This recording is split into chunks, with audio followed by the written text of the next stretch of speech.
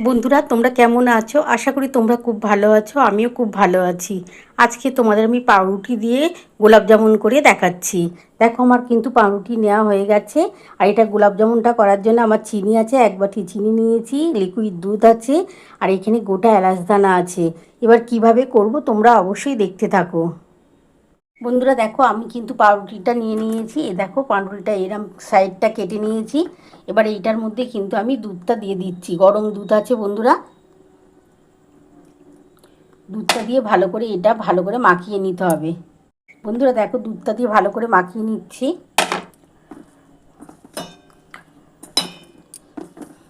যেমন তোমরা ময়দা মাখো তেমনভাবেই কিন্তু এই দুধটা মাখতে হবে। দুধটা দিয়ে পাউরুটিটা ভালো করে মেখে তারপরে আমি এটা কিন্তু গোল গোল করে নেব। বন্ধুরা দেখো আমার কিন্তু পাউরুটিটা ভালোভাবে মাখানো হয়ে গেছে। আর দেখো সামান্য অল্প একটু ঘি দিয়ে দিচ্ছি।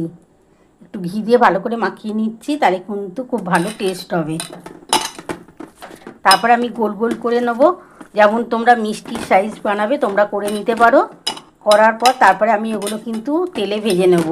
সাদা তেলে প্রথমে আমি ভেজে তুলে নেব, তারপরে আমি চিনিটা কিভাবে রস করব তোমরা অবশ্যই দেখতে থাকো।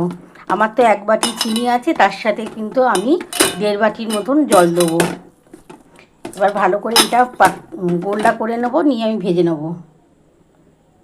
বন্ধুরা দেখো আমি কিন্তু পাউরুটির মিষ্টি বানিয়ে নিয়েছি গোল গোল করে। দেখো পুরো গোল গোল করে নিয়েছি।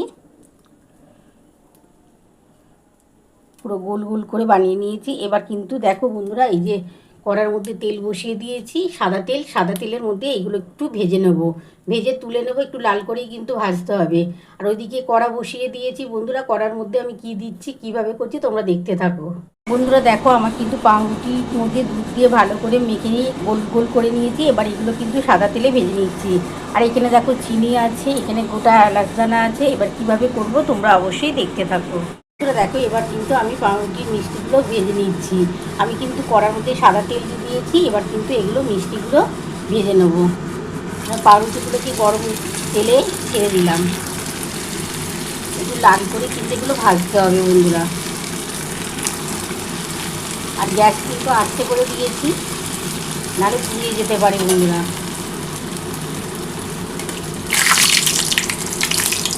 একটু লাল করে ভেজে নেবো। আর গ্যাস আস্তে করে দিয়েছি বন্ধুরা। যতটা ভালো করে লাল করে ভাজতে পারবে ততটা মিষ্টিটা খেতে ভালো লাগবে। তাহলে ভেতরটা কিন্তু কাঁচা হয়ে থাকবে। আর গ্যাস কিন্তু আস্তে করে করবে বন্ধুরা।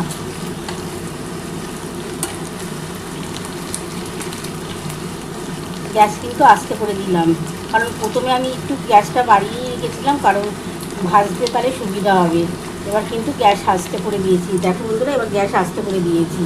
এবার এইগুলো ভেজে তুলে নেবো। তারপরে ওইদিকে কিন্তু মিষ্টির রসটা রেডি করছি। বন্ধুরা দেখো পাউরুটিগুলোর মধ্যে কিন্তু আমি দুধ দিয়ে মেখে তারপরে একটু আমি ঘি দিয়ে দিয়েছিলাম, তাহলে কিন্তু এই গোলাপ জামুনটা খেতে খুব ভালো লাগবে। দেখো আমার কিন্তু ভাজা হয়ে গেছে, আমি নামিয়ে নিচ্ছি। বন্ধুরা দেখো আমার কিন্তু ভাজা হয়ে গেছে, আমি কিন্তু একটা বাটির মধ্যে নামিয়ে নিয়েছি।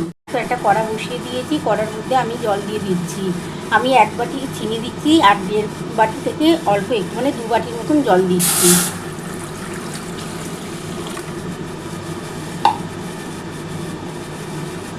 বন্ধুরা দেখো আমি কিন্তু এই যে দেখো 1 বাটি কিন্তু চিনি আছে, বড় বাটি, মানে খুব বড়ও না, মোটামুটি বাটি ভর্তি চিনি আছে। আর দেখো আমি 1.5 থেকে 2 বাটির মতন জল দিয়েছি। জলটা গরম হয়ে যাচ্ছে, আমি এর মধ্যে চিনিটা দিয়ে দিলাম।